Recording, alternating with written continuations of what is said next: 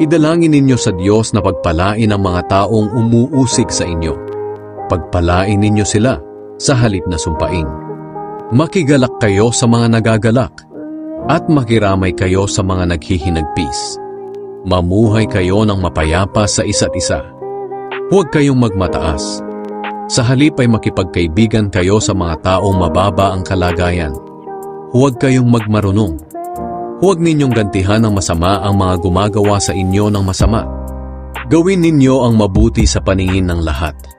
Hanggat maaari mamuhay kayo ng mapayapa sa lahat ng tao.